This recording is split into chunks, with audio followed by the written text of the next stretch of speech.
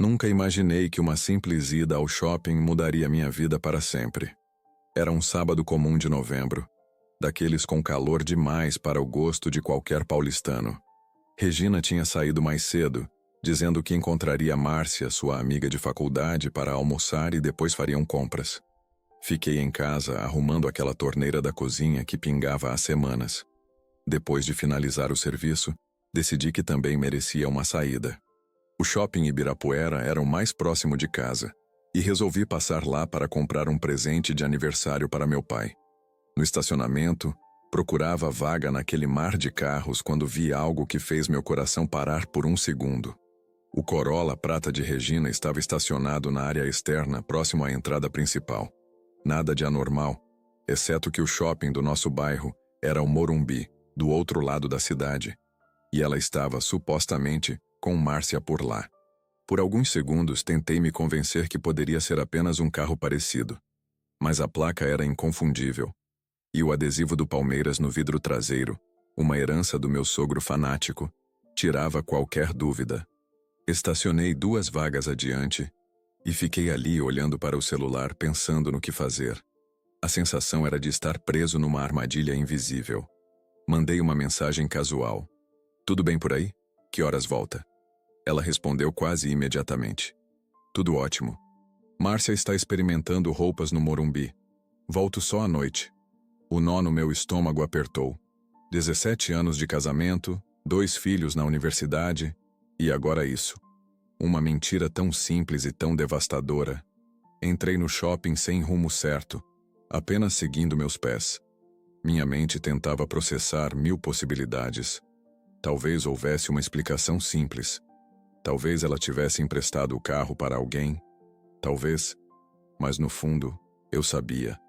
Aquela sensação de areia movediça engolindo meus pés era inconfundível. Na praça de alimentação a vi. Regina estava sentada numa mesa do canto. Não com Márcia, mas com um homem. Mais jovem, talvez uns 35 anos contra os nossos 47. Cabelo bem cortado, relógio caro no pulso. O tipo de cara que parece saído de comercial de perfume.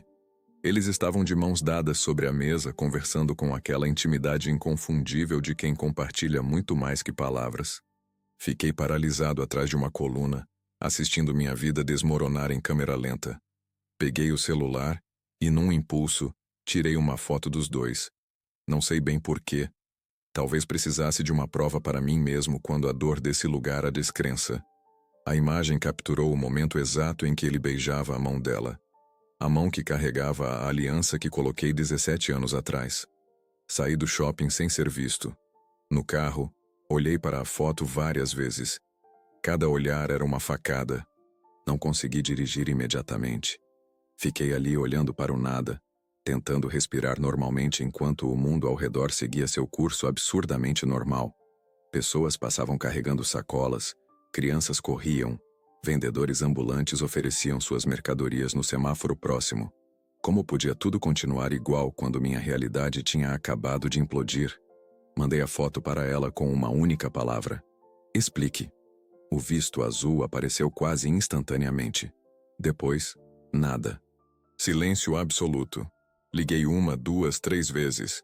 Na 4ª tentativa, caía direto na caixa postal. Bloqueado. A mulher que jurou estar ao meu lado, na alegria e na tristeza, tinha me silenciado com um toque. Dirigi para casa em piloto automático.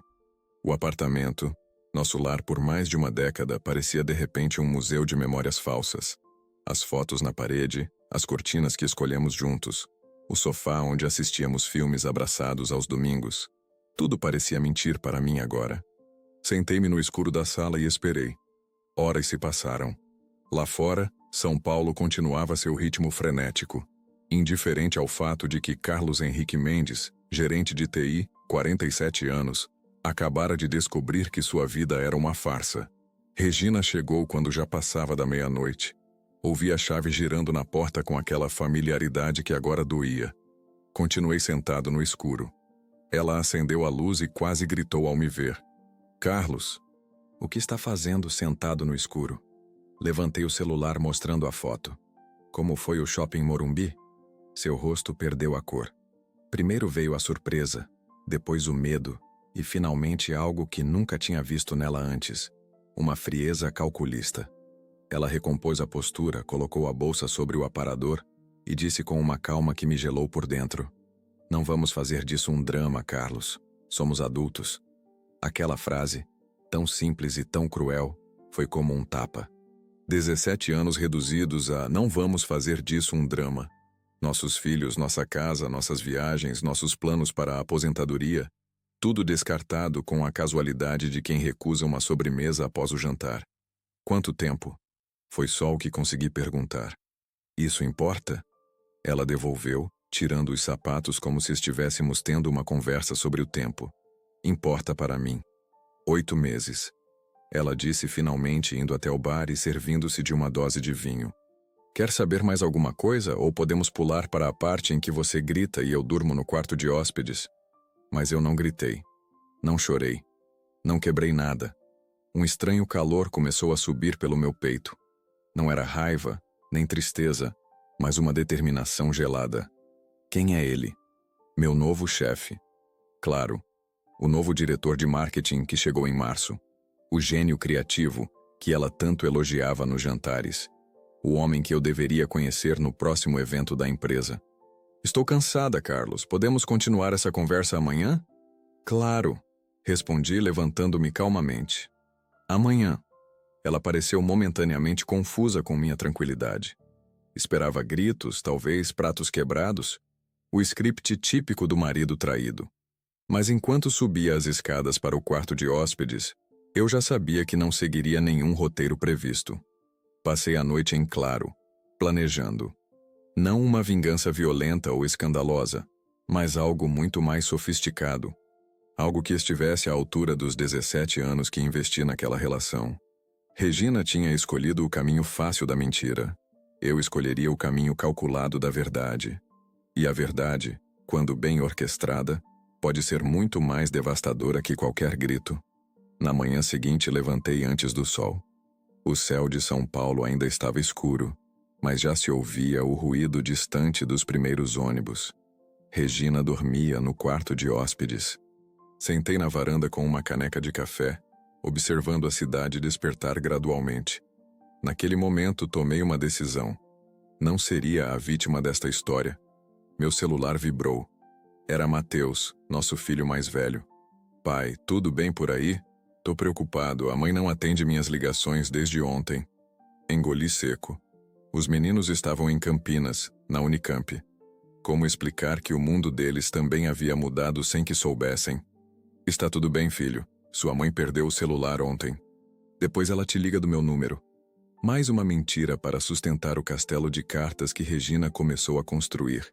Prometi a mim mesmo que seria a última. Ouvi a porta do quarto se abrindo. Regina apareceu na sala, olheiras profundas, cabelo desgrenhado. Parecia ter envelhecido 10 anos em uma noite. Serviu-se de café e sentou-se na outra ponta da mesa, mantendo distância segura. Carlos, precisamos conversar como adultos. Concordo. Ela pareceu surpresa com minha calma. Esperava lágrimas, súplicas, talvez até ameaças. Mas as horas de insônia haviam me dado clareza.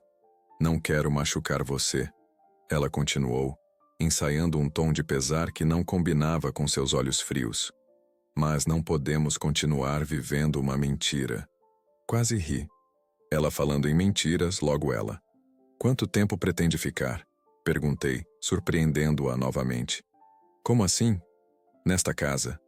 Quanto tempo precisa para organizar sua mudança? Ela piscou várias vezes processando minha pergunta. Você está me expulsando? Estou sendo prático. Você tem outro lugar para ir, não tem? A casa dele, imagino. Regina empalideceu. Não é tão simples. Ricardo é casado. Ah, claro. O velho clichê. O chefe casado e a funcionária disponível. Senti uma pontada de pena dela, mas afastei o sentimento. Não era momento para fraquezas. 2 semanas, disse, levantando-me da mesa.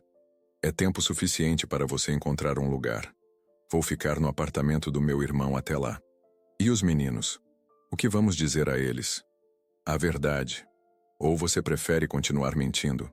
Ela abaixou a cabeça, Derrotada pela primeira vez, desde que começamos aquela conversa. Subi para arrumar uma mala, deixando-a sozinha com seu café e suas escolhas. No trabalho, agi normalmente. Ninguém precisava saber ainda. Na empresa de software onde eu trabalhava há mais de uma década, era conhecido por minha discrição e eficiência. Agora, essas qualidades serviriam a um novo propósito. Durante o almoço, liguei para meu advogado, Dr. Paulo. Expliquei a situação sem rodeios. Quero tudo limpo, Paulo. Nada de brigas por dinheiro ou bens. Só quero proteger o que é justo para mim e para meus filhos. Provas, Carlos. Precisamos de provas da infidelidade para garantir seus direitos. Já tenho algumas. E vou conseguir mais. Naquela tarde, instalei um novo programa no meu computador. Um software de recuperação de dados que usávamos para resgatar informações de clientes. Na nossa casa, Regina e eu compartilhávamos a mesma conta de nuvem para fotos e documentos. Uma decisão que agora me favorecia. Nos dias seguintes, mantive uma rotina metódica. Saía cedo, voltava à tarde, evitando ao máximo encontrar Regina em casa. Quando nos cruzávamos, era cordial, mas distante. Essa frieza a desconcertava mais do que qualquer acusação. No final de semana, os meninos vieram para casa. Regina tentou adiar a conversa, mas fui firme. Eles mereciam saber. João Pedro e Mateus sentaram no sofá, olhando para nós com expressões confusas. Aos 21 e 19 anos não eram mais crianças, mas ainda havia uma inocência neles que estava prestes a ser quebrada. Mãe e eu vamos nos separar. Comecei direto. João Pedro arregalou os olhos. O quê? Por quê? Regina tentou intervir com uma explicação suavizada. É complicado, filho. Às vezes, os adultos... Sua mãe está tendo um caso com o chefe dela. Interrompi, sem emoção. Descobri na semana passada. O silêncio que seguiu foi ensurdecedor. Vi os rostos dos meus filhos processando a informação. A decepção se instalando como uma sombra. Isso é verdade, mãe? Perguntou Mateus, sua voz tremendo levemente. Regina não conseguiu sustentar o olhar dos filhos. Sua confirmação veio em forma de lágrimas silenciosas. Depois dessa conversa dolorosa, os meninos decidiram ficar na casa de um amigo em São Paulo, precisando de espaço para processar tudo. Quando saíram, Regina explodiu. Precisava ser tão cruel? Contar desse jeito? Cruel? Cruel é trair a confiança de uma família inteira, Regina. Eu só disse a verdade. Nos dias que se seguiram, comecei a implementar meu plano. Não era uma vingança no sentido tradicional. Não havia violência, escândalos ou retaliações públicas. Era algo mais sutil, mais preciso. Primeiro, transferi metade do dinheiro de nossas contas conjuntas para uma conta individual. Deixei registros claros de tudo para que não houvesse acusações de má-fé. Em seguida, fiz um levantamento detalhado de todos os bens que construímos juntos ao longo dos anos. Cada investimento, cada imóvel, cada objeto de valor. Tudo seria dividido justamente. Simultaneamente, recuperei todas as conversas de Regina com Ricardo nos últimos meses. E-mails, mensagens de texto, fotos. Não precisei hackear nada. Ela havia sincronizado o celular com nosso computador doméstico por anos, por conveniência. A tecnologia que um dia aproximou nossa família, agora revelava sua traição em detalhes dolorosos. Não li tudo. Algumas partes eram íntimas demais, feriam demais. Mas organizei cronologicamente, documentando o desenvolvimento do caso. Não para humilhá-la, mas para proteger meus direitos no divórcio que viria. O golpe final da minha estratégia, porém, não envolvia advogados ou documentos. Na quarta-feira, recebi um telefonema da empresa onde Regina trabalhava. Era Carmen, a secretária do RH e antiga amiga de Regina. Carlos, você pode vir à empresa amanhã? Temos um evento de reconhecimento para funcionários de longa data e gostaríamos de homenagear Regina pelos 10 anos dela conosco. Seria uma surpresa. Hesitei por um momento. Era como se o destino estivesse me entregando a oportunidade perfeita. Claro, Carmen, que horas? Às 11 horas, no auditório principal. Ricardo, o novo diretor, fará a entrega da placa. Desliguei o telefone sentindo uma estranha calma. No dia seguinte, vesti meu melhor terno, aquele que Regina sempre dizia que me deixava elegante. Cheguei a Virtex Comunicações pontualmente às 10h45. O saguão estava decorado para o evento, com faixas celebrando os talentos que fazem a diferença. Carmen me recebeu com um abraço caloroso. Que bom que veio, Carlos. Regina vai ficar tão surpresa. Você não imagina o quanto, pensei. Sentei na primeira fileira do auditório, entre outros familiares de funcionários homenageados. Às 11h em ponto, Ricardo subiu ao palco. Alto, bem vestido, com aquele ar de confiança que só o privilégio proporciona. Começou seu discurso sobre valores familiares e lealdade corporativa. A ironia era palpável. Quando chamou Regina ao palco, nossos olhares se cruzaram. Vi o pânico em seus olhos ao me reconhecer na plateia. Ela subiu as escadas quase tropeçando, enquanto Ricardo, completamente alheio, preparava-se para entregar a placa de reconhecimento. Não fiz escândalo. Não gritei. Não expus ninguém. Apenas fiquei ali, sentado, olhando diretamente para os dois. Minha presença silenciosa era mais eloquente que qualquer acusação. Deixei que o peso da verdade falasse por si. O momento em que Regina me viu na plateia durante a cerimônia ficou gravado na minha memória como uma fotografia perfeita. Seu rosto transitou por tantas emoções em tão poucos segundos, surpresa, medo, vergonha, raiva, que quase senti pena. Quase. Ricardo, percebendo o desconforto dela, apressou a entrega da placa. Seus olhos alternavam entre nós dois, tentando decifrar o que estava acontecendo. Quando Regina desceu do palco, tremendo visivelmente, eu apenas sorri e me retirei discretamente do auditório. Minha missão estava cumprida. Não precisava de confronto público. Minha presença já havia sido o suficiente para plantar a semente do caos. No saguão, fui abordado por Carmen, que notou minha saída antecipada. Está tudo bem, Carlos? Você mal viu a homenagem. Vi o suficiente, Carmen. Obrigado pelo convite.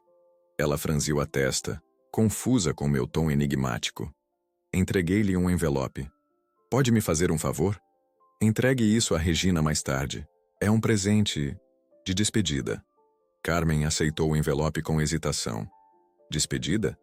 Ela vai entender. Dentro do envelope estava apenas uma folha com uma data e um horário, escritos à mão. Sexta-feira, 15 horas, escritório do Dr. Paulo Mendonça, advogado. O endereço estava impresso no rodapé. Nada mais. Saí da Virtex sentindo o ar da cidade como se fosse a primeira vez. Havia uma leveza em meus passos que não sentia há semanas.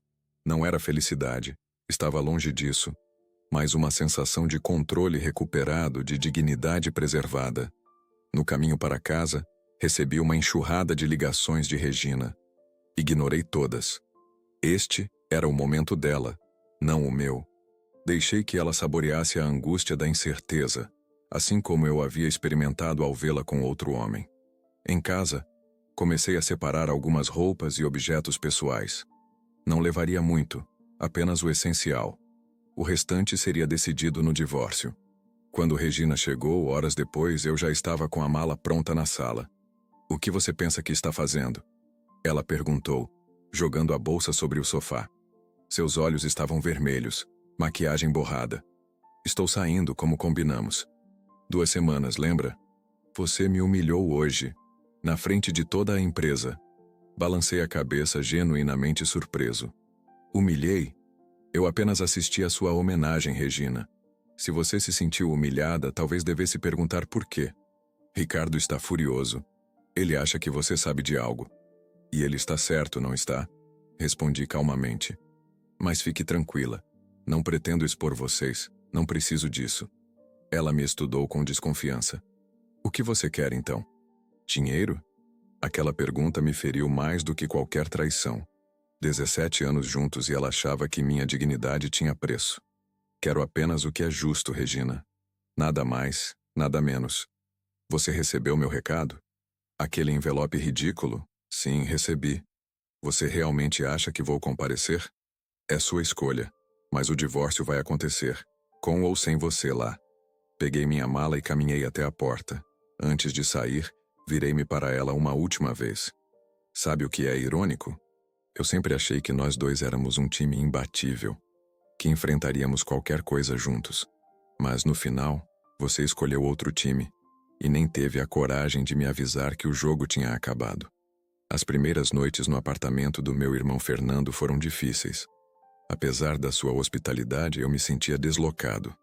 Ele morava em Pinheiros, num daqueles prédios modernos cheios de jovens profissionais. Eu era o cara de meia-idade dormindo no sofá-cama da sala, tentando reconstruir a vida. Você está sendo muito civilizado com tudo isso, comentou Fernando enquanto dividíamos uma pizza no terceiro dia. Se fosse comigo, você bateria nele, quebraria o carro dela e beberia até cair por um mês. Completei, conhecendo bem o temperamento explosivo do meu irmão mais novo. E no final, ainda sairia como o vilão da história. Pelo menos me vingaria. Ele insistiu. Quem disse que não estou me vingando? Sorri enigmaticamente. Fernando ergueu as sobrancelhas. O que você está aprontando, Carlos? Nada ilegal, pode ficar tranquilo. Digamos que estou usando uma estratégia mais sofisticada. Na manhã seguinte, como parte do meu plano, fiz uma visita inesperada à casa dos pais de Regina. Dona Clélia e seu Augusto moravam em Santana, no mesmo sobrado onde Regina cresceu. Eram pessoas simples, honestas, que sempre me trataram como filho. Quando Clélia abriu a porta e me viu, seus olhos se encheram de lágrimas. Carlos, Regina nos contou o que aconteceu. Estamos arrasados. Ela contou tudo? Perguntei suavemente. O olhar confuso de Clélia me deu a resposta que eu esperava. Regina havia contado apenas sua versão, provavelmente editada para preservar sua imagem. Posso entrar? Acho que precisamos conversar. Por 2 horas, sentados na pequena sala decorada com fotos de família, contei aos meus sogros a verdade. Não de forma acusatória ou dramática, mas com a serenidade de quem apenas expõe fatos. Mostrei as provas que tinha, a foto do shopping, algumas mensagens recuperadas. Não entrei em detalhes sórdidos, mas deixei claro que Regina havia traído nossa família. Sempre soube que ela tinha esse lado, murmurou Augusto, um homem de poucas palavras, mas princípios firmes. Desde menina, quando queria algo, não media consequências. Eu não vim aqui para voltar vocês contra a filha de vocês. Esclareci. Vim porque respeito vocês demais para deixá-los no escuro, e porque, apesar de tudo, ainda os considero minha família. Quando saí da casa dos meus ex-sogros, sabia que a notícia se espalharia rapidamente. Regina viria de uma família tradicional do interior de São Paulo, onde a reputação ainda importava. Seus tios, primos e amigos de infância logo saberiam da verdade. Não por fofoca maldosa, mas pelo relato honesto de pais decepcionados. Na sexta-feira cheguei ao escritório do Dr. Paulo pontualmente às 14h45. Era um lugar discreto, num prédio comercial na Avenida Paulista. A secretária me informou que Regina ainda não havia chegado. Não me surpreendi. Às 15h10, quando eu e Dr. Paulo já discutíamos os termos iniciais do divórcio, ela finalmente apareceu. Não estava sozinha. Ricardo a acompanhava como um protetor ou talvez um cúmplice. Ele usava um terno caro e uma expressão arrogante que não combinava com a situação. Não sabia que teríamos plateia. Comentei sem me alterar. Ricardo está aqui como meu apoio moral, Regina respondeu sentando-se à minha frente.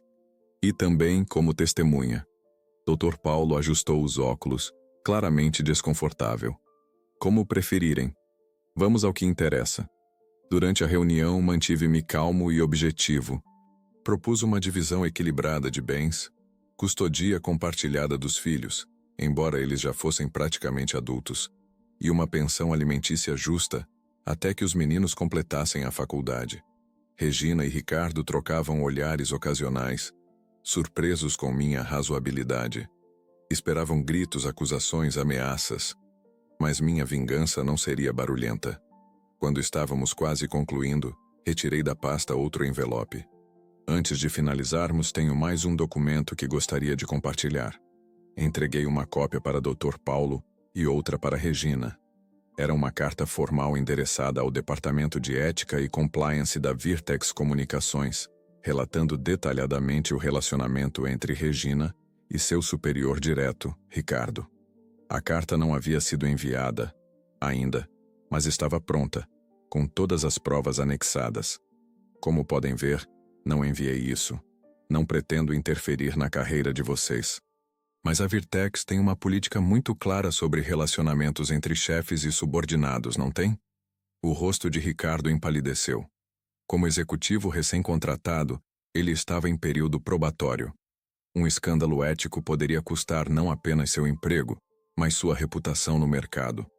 Isso é chantagem, ele disse entre dentes. Não, Ricardo. É apenas uma informação relevante.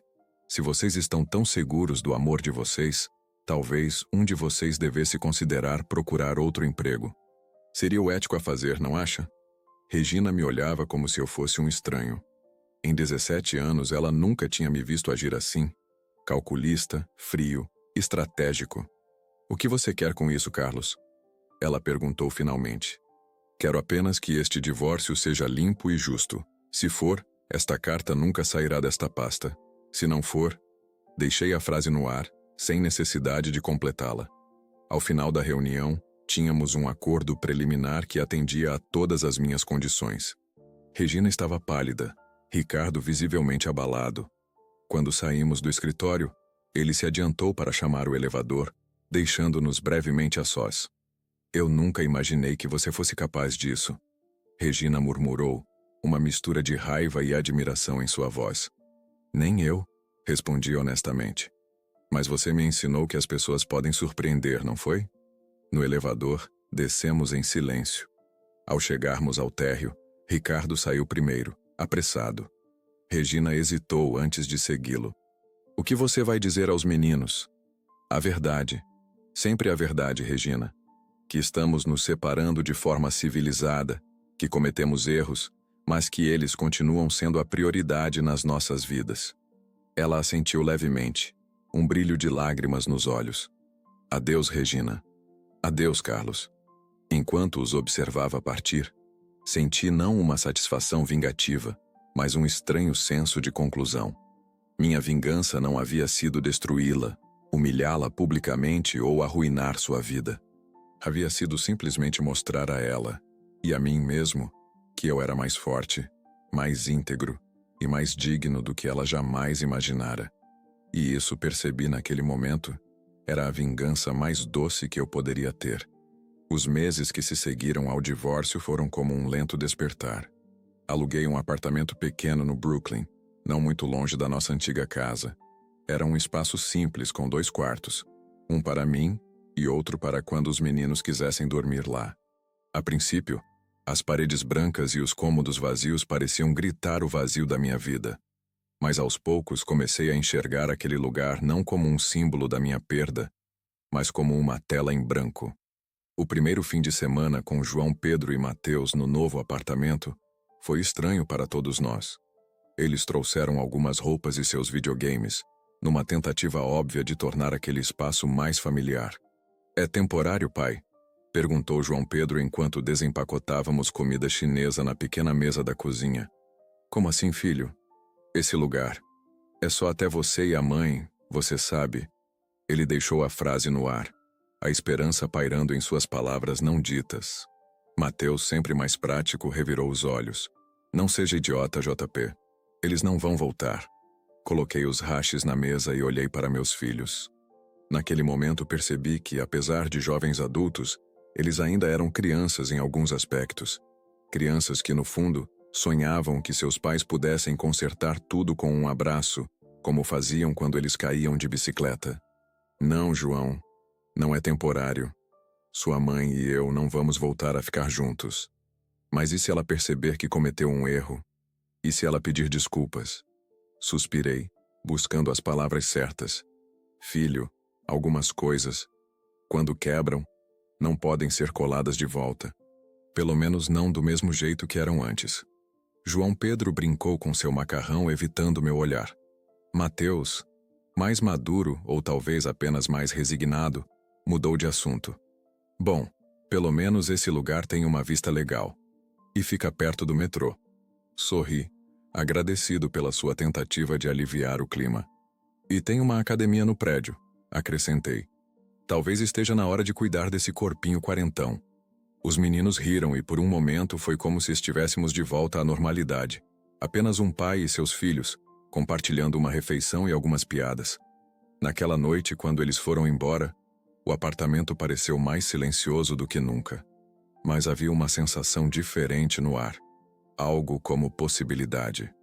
Nos dias seguintes, comecei a transformar o apartamento em um lar. Comprei móveis simples, mas confortáveis.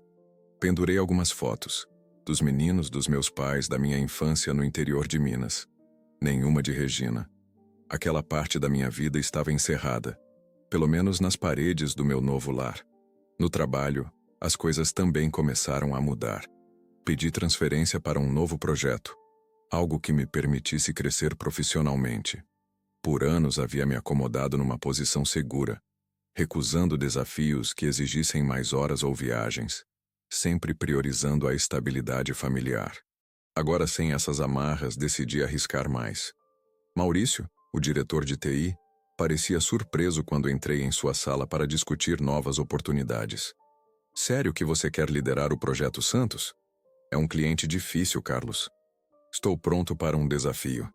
Preciso de algo que me faça pensar em outras coisas. Ele me estudou por um momento, os olhos revelando compreensão.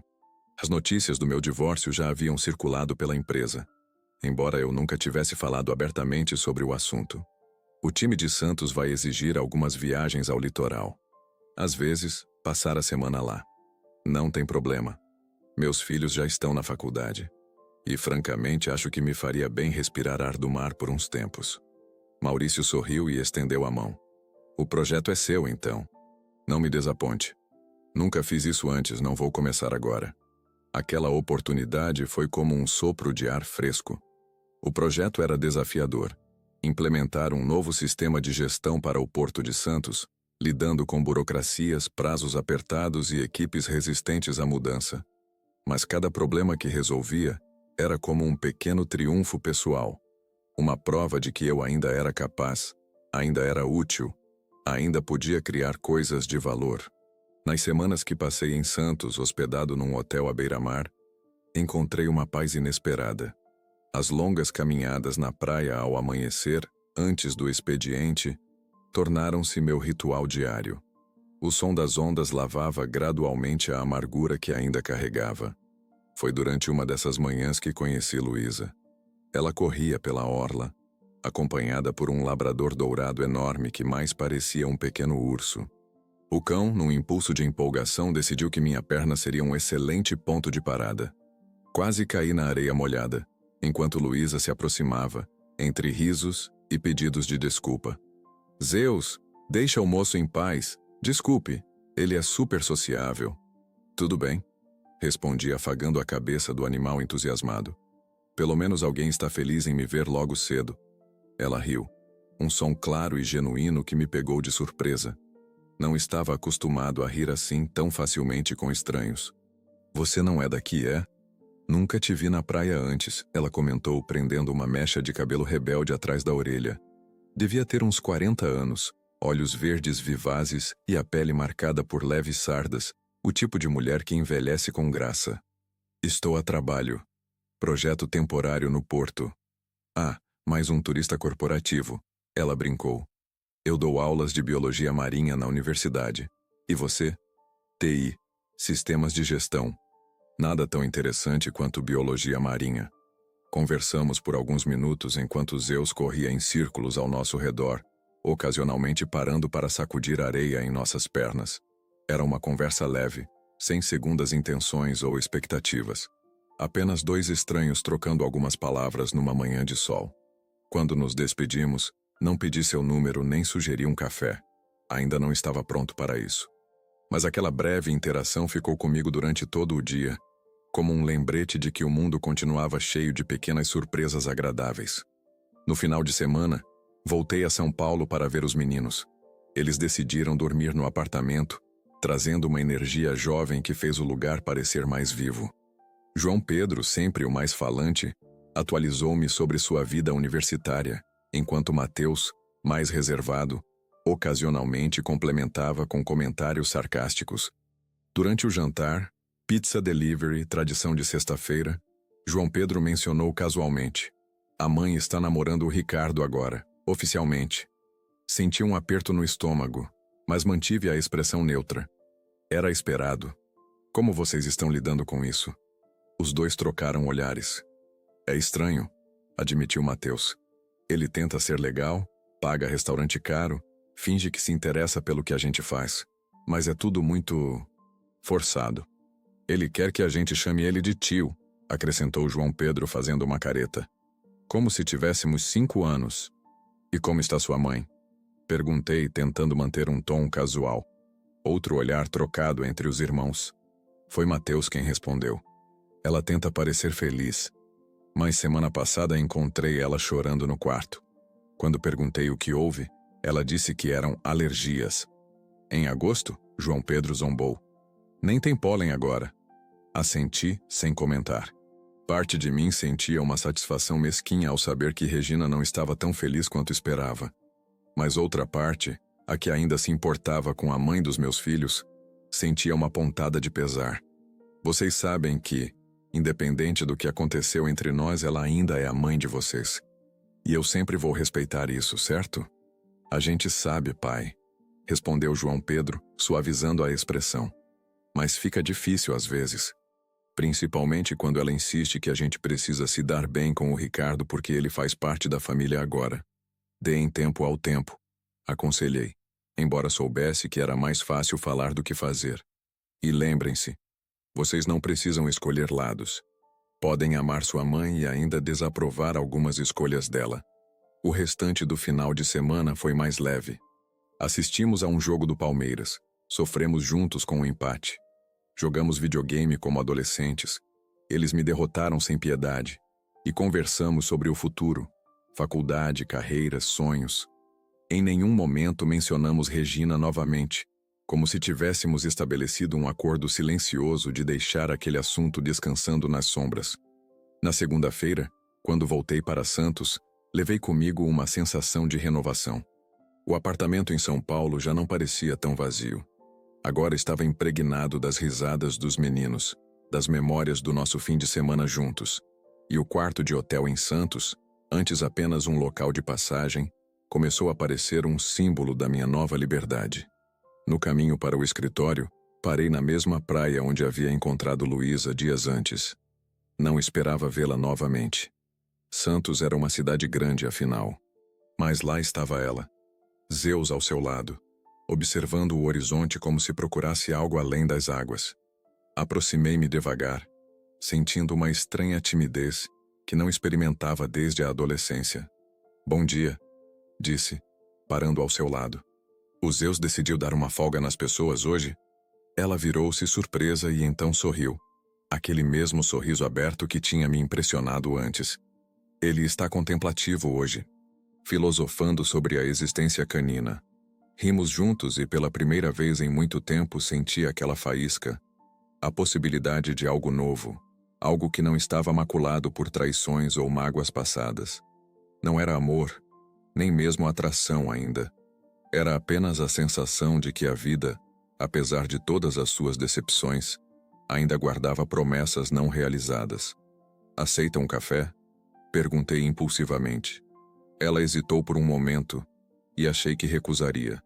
Mas então assentiu, aqueles olhos verdes brilhando com uma curiosidade gentil. Por que não? Conheço um lugar aqui perto que aceita cães filosóficos. Enquanto caminhávamos pela areia, com o sol nascendo plenamente no horizonte, percebi que a reconstrução não era apenas sobre paredes e móveis novos. Era sobre permitir-se pequenos começos, passos hesitantes em direção a um futuro incerto, mas possivelmente melhor. Pela primeira vez desde a traição, não pensei em Regina ao sorrir para outra mulher. E isso por si só já era uma vitória. O projeto em Santos avançava bem. Em 3 meses conseguimos implementar a primeira fase do sistema, superando a resistência inicial dos funcionários do porto. Minhas idas e vindas entre Santos e São Paulo tornaram-se uma rotina confortável. Dias de semana mergulhado no trabalho à beira-mar, fins de semana com os meninos na capital. E cada vez mais frequentemente, encontros com Luísa. Começamos com cafés despretensiosos após as caminhadas matinais. Depois vieram almoços nos intervalos de trabalho, jantares ocasionais, um cinema no domingo antes de eu voltar para São Paulo. Não havia pressa nem cobranças. Era uma amizade que lentamente se transformava em algo mais, sem os protocolos complicados dos aplicativos de namoro ou as expectativas sufocantes que vêm com a meia-idade. Luísa era diferente de Regina em quase todos os aspectos. Onde Regina era calculista e ambiciosa, Luísa era espontânea e apaixonada por seu trabalho, não por status. Ela falava sobre algas e ecossistemas marinhos com um brilho nos olhos que me fazia sorrir involuntariamente. Tinha se divorciado há 5 anos, sem filhos, e parecia ter feito as pazes com seu passado muito antes de mim. Sabe o que aprendi com o meu divórcio? Ela me disse certa noite enquanto dividíamos uma garrafa de vinho num restaurante à beira-mar, que às vezes as pessoas simplesmente param de crescer na mesma direção. E não há vilões nessa história.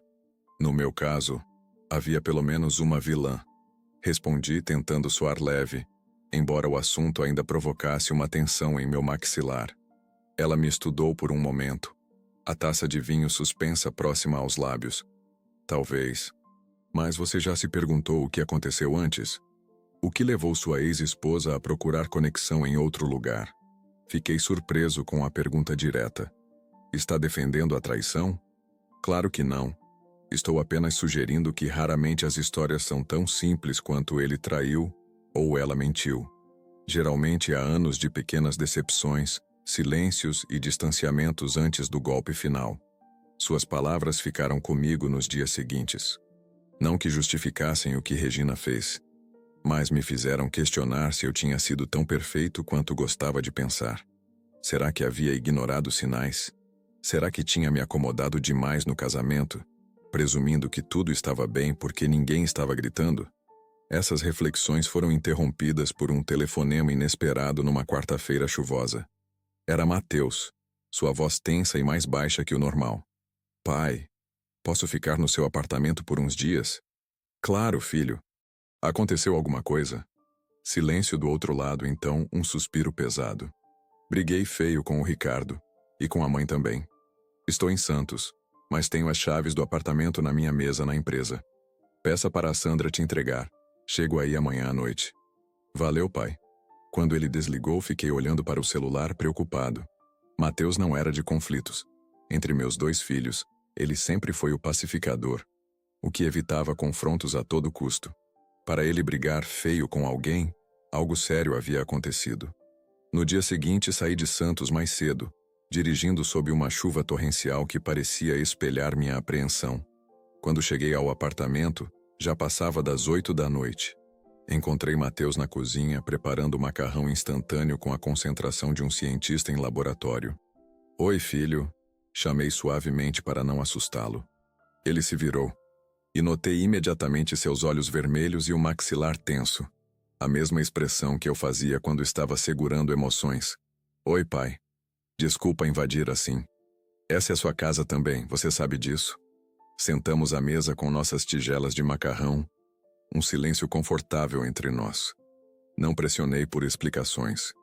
Com Mateus, aprendi que era melhor esperar que ele estivesse pronto para falar. O Ricardo pediu a mãe em casamento. Ele disse finalmente encarando a comida. Fez um jantar lá em casa com champanhe e tudo mais. Foi ridículo. Senti um aperto no peito, mas mantive o tom neutro. E isso te incomodou. Não é o pedido em si. Mateus continuou, agora me olhando diretamente. É a hipocrisia. Ele fez um discurso sobre família e valores, como se não tivesse destruído a nossa primeiro. E a mãe? Sua voz falhou. Ela ficou toda emocionada, como se fosse algum conto de fadas. Como se não tivesse traído você, traído a gente. Respirei fundo, escolhendo minhas palavras com cuidado. O que exatamente aconteceu na briga? Eu saí da mesa no meio do brinde. O Ricardo veio atrás de mim, todo paternalista, dizendo que eu precisava superar e apoiar a felicidade da minha mãe. Falei para ele não me dizer o que fazer. Ele insistiu, segurou meu braço. Mateus cerrou os punhos sobre a mesa. Eu empurrei ele. Não forte, só para ele me soltar. Mas a mãe viu e surtou, dizendo que eu estava sendo infantil e desrespeitoso. E o João Pedro? Nem estava lá. Disse que tinha prova para estudar. Esperto ele. Assenti, processando a situação. Parte de mim queria ligar para Regina e exigir satisfações, defender meu filho. Mas sabia que isso só pioraria as coisas. Filho, você tem todo o direito de se sentir como se sente. Ninguém pode forçar você a aceitar essa situação de imediato. A mãe disse que se eu não conseguir me comportar, talvez seja melhor eu não ir ao casamento. A dor em seus olhos era palpável. Por trás da raiva adolescente, havia um menino magoado, confuso com a lealdade dividida entre os pais. E você quer ir? Ele deu de ombros, tentando parecer indiferente, mas vi que a pergunta o afetou. Não sei. Uma parte de mim quer estar lá por ela. Outra parte quer ficar bem longe daquele circo. Você tem tempo para decidir, assegurei, estendendo a mão para apertar seu ombro. E qualquer que seja a sua decisão, vou apoiar. Ele assentiu e voltamos a comer em silêncio.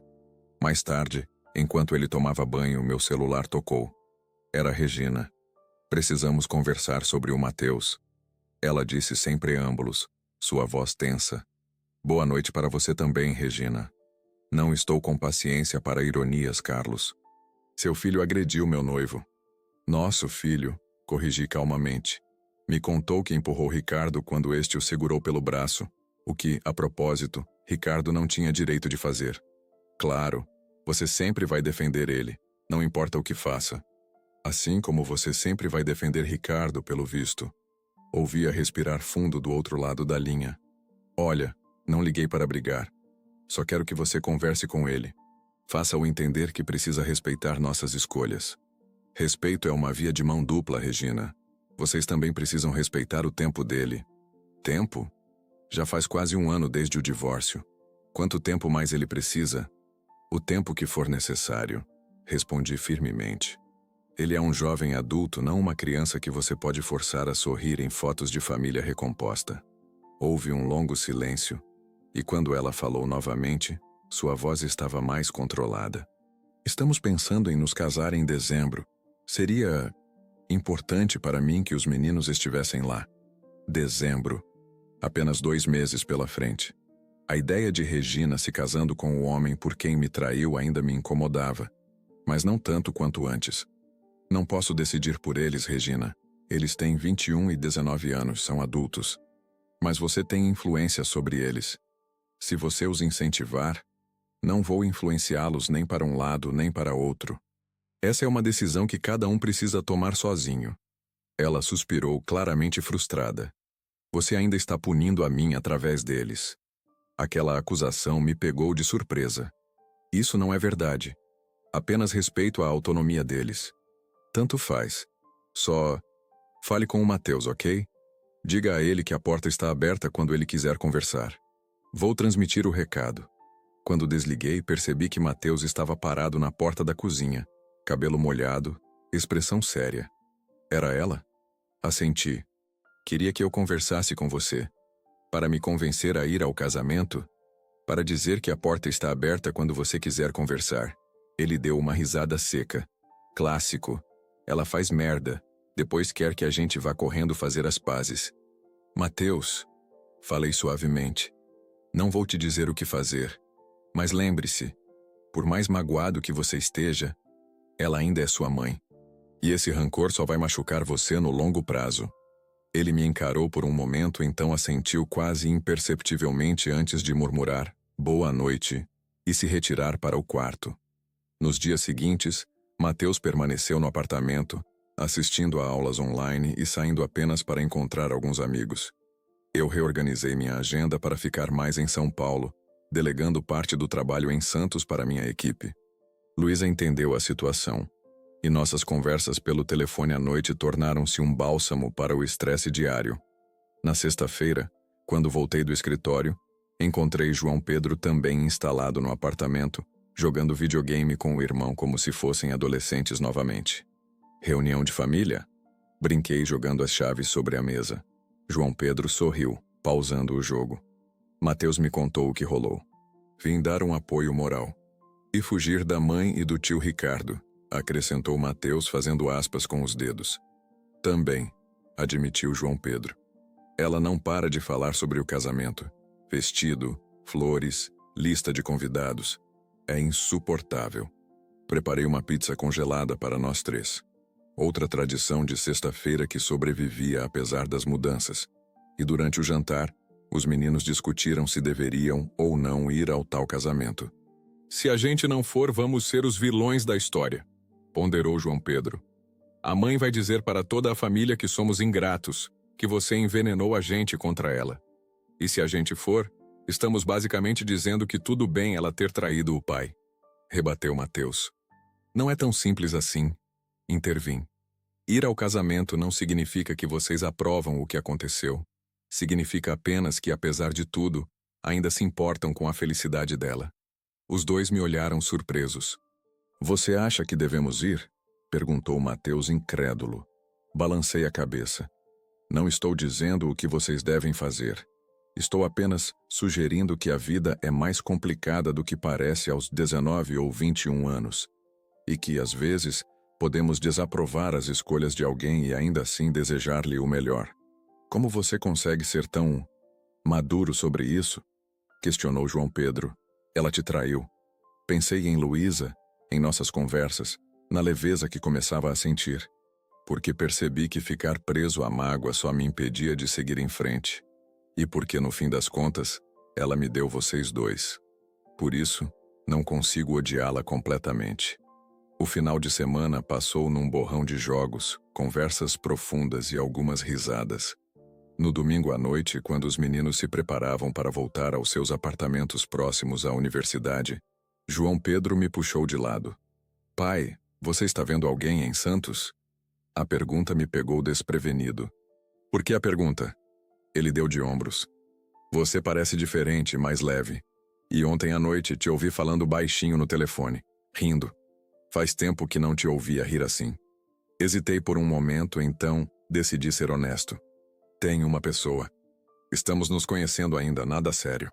Um sorriso lento surgiu no rosto do meu filho mais velho. Isso é bom, pai. Você merece ser feliz também. Aquelas simples palavras vindas do meu filho significaram mais para mim do que ele poderia imaginar. Era como uma permissão. Não que eu precisasse dela, mas ainda assim era reconfortante saber que meus filhos queriam me ver seguir em frente. Depois que eles partiram, o apartamento voltou ao silêncio habitual. Mas era um silêncio diferente agora, não mais carregado de solidão, mas de possibilidades. No dia seguinte voltaria a Santos ao meu projeto, a Luísa. E pela primeira vez desde a traição, senti que estava realmente vivendo, não apenas sobrevivendo. Meu celular vibrou com uma mensagem. Era Mateus. Decidi ir ao casamento. Não por ela, ou por ele, mas porque não quero que essa história continue tendo poder sobre mim. Obrigado, pai. Sorri para a tela, sentindo um misto de orgulho e alívio. Talvez todos nós estivéssemos finalmente aprendendo a dar o próximo passo. O projeto em Santos avançava bem. Em 3 meses conseguimos implementar a primeira fase do sistema, superando a resistência inicial dos funcionários do porto. Minhas idas e vindas entre Santos e São Paulo tornaram-se uma rotina confortável. Dias de semana mergulhado no trabalho à beira-mar, fins de semana com os meninos na capital. E cada vez mais frequentemente, encontros com Luísa. Começamos com cafés despretensiosos após as caminhadas matinais. Depois vieram almoços nos intervalos de trabalho, jantares ocasionais, um cinema no domingo antes de eu voltar para São Paulo. Não havia pressa nem cobranças. Era uma amizade que lentamente se transformava em algo mais, sem os protocolos complicados dos aplicativos de namoro ou as expectativas sufocantes que vêm com a meia-idade. Luísa era diferente de Regina em quase todos os aspectos. Onde Regina era calculista e ambiciosa, Luísa era espontânea e apaixonada por seu trabalho, não por status. Ela falava sobre algas e ecossistemas marinhos com um brilho nos olhos que me fazia sorrir involuntariamente. Tinha se divorciado há 5 anos, sem filhos, e parecia ter feito as pazes com seu passado muito antes de mim. Sabe o que aprendi com meu divórcio? Ela me disse certa noite, enquanto dividíamos uma garrafa de vinho num restaurante à beira-mar, que às vezes as pessoas simplesmente param de crescer na mesma direção. E não há vilões nessa história. No meu caso, havia pelo menos uma vilã. Respondi, tentando soar leve, embora o assunto ainda provocasse uma tensão em meu maxilar. Ela me estudou por um momento, a taça de vinho suspensa próxima aos lábios. Talvez.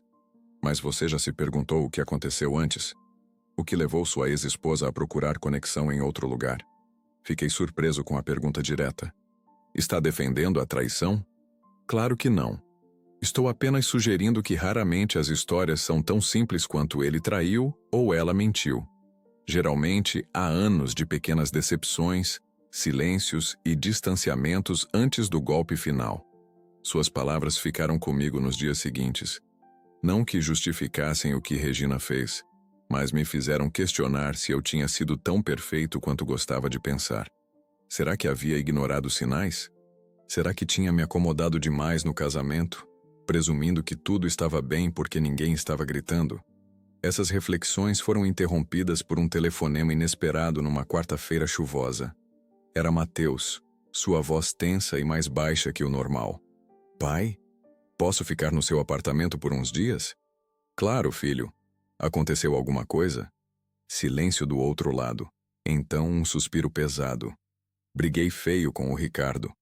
E com a mãe também. Estou em Santos, mas tenho as chaves do apartamento na minha mesa na empresa.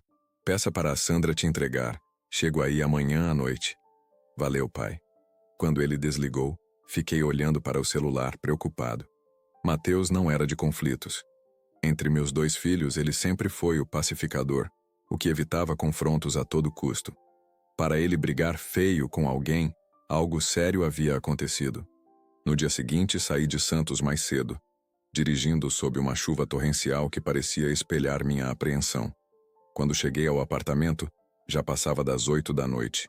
Encontrei Mateus na cozinha, preparando macarrão instantâneo com a concentração de um cientista em laboratório. Oi, filho! Chamei suavemente para não assustá-lo. Ele se virou e notei imediatamente seus olhos vermelhos e o maxilar tenso. A mesma expressão que eu fazia quando estava segurando emoções. Oi, pai. Desculpa invadir assim. Essa é sua casa também, você sabe disso. Sentamos à mesa com nossas tigelas de macarrão. Um silêncio confortável entre nós. Não pressionei por explicações. Com Mateus, aprendi que era melhor esperar que ele estivesse pronto para falar.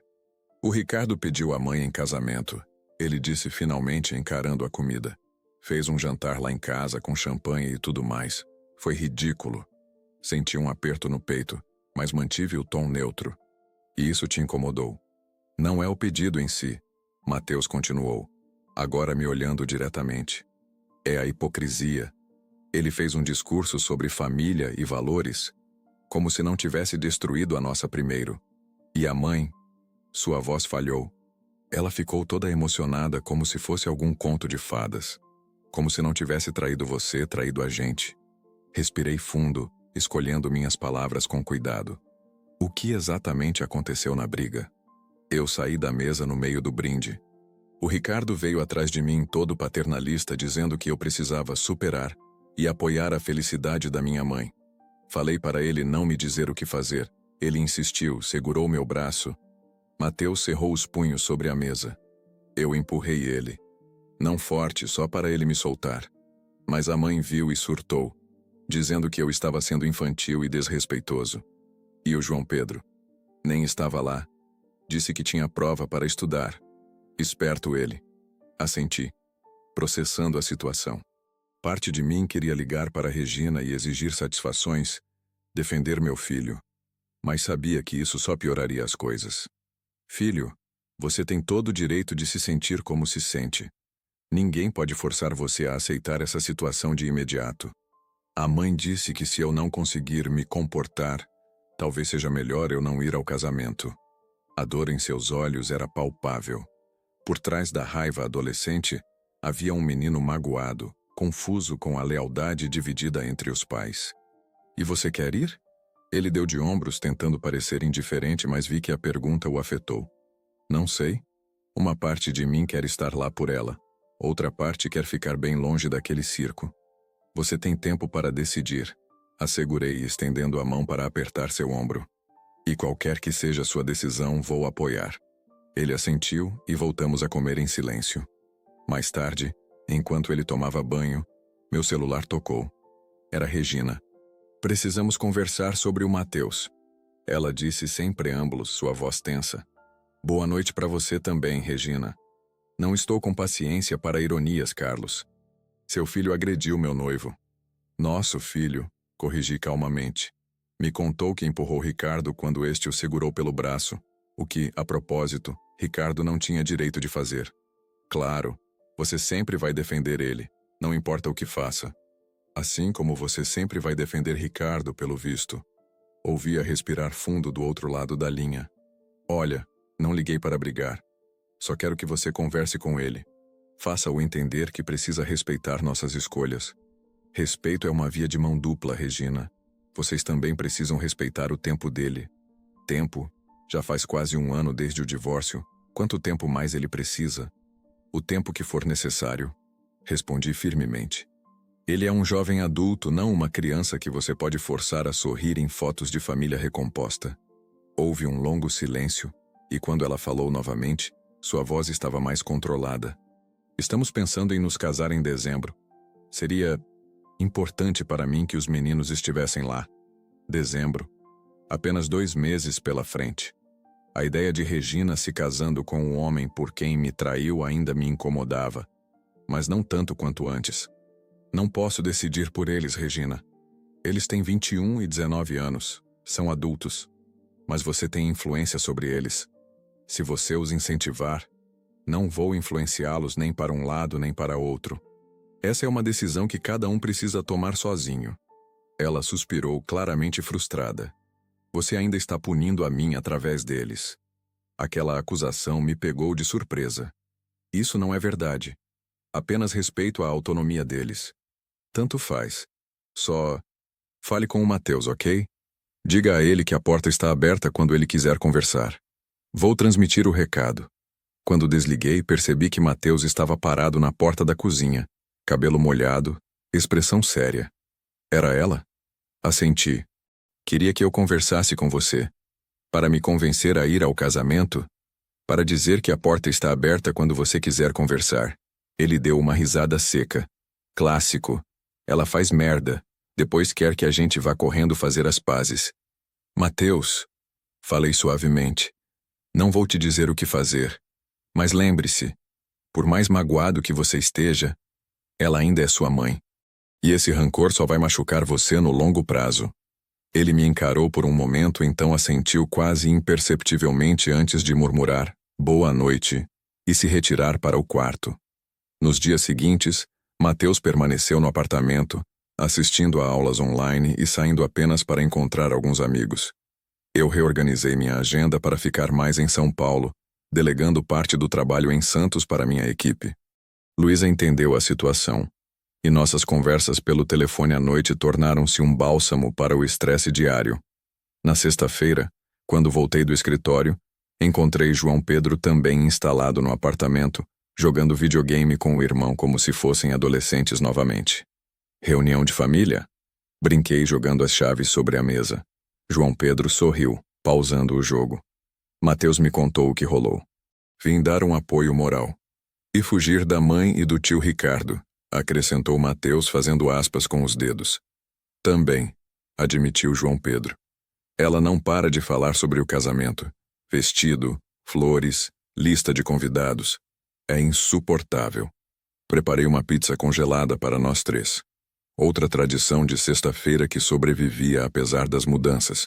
E durante o jantar, os meninos discutiram se deveriam ou não ir ao tal casamento. Se a gente não for, vamos ser os vilões da história, ponderou João Pedro.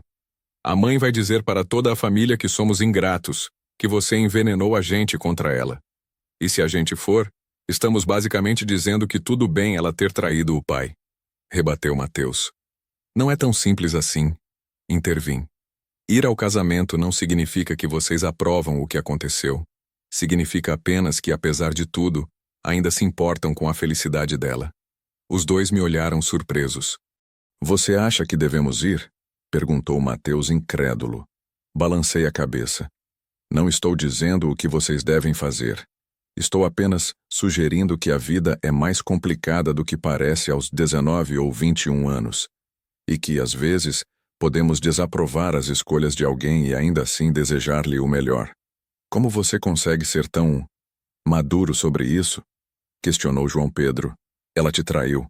Pensei em Luísa, em nossas conversas, na leveza que começava a sentir, porque percebi que ficar preso à mágoa só me impedia de seguir em frente.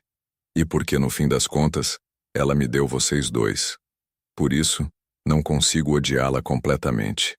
O final de semana passou num borrão de jogos, conversas profundas e algumas risadas. No domingo à noite, quando os meninos se preparavam para voltar aos seus apartamentos próximos à universidade, João Pedro me puxou de lado.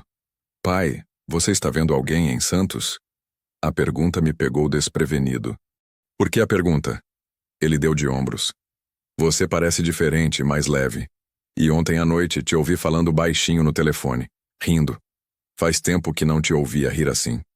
Hesitei por um momento, então decidi ser honesto. Tenho uma pessoa. Estamos nos conhecendo ainda, nada sério.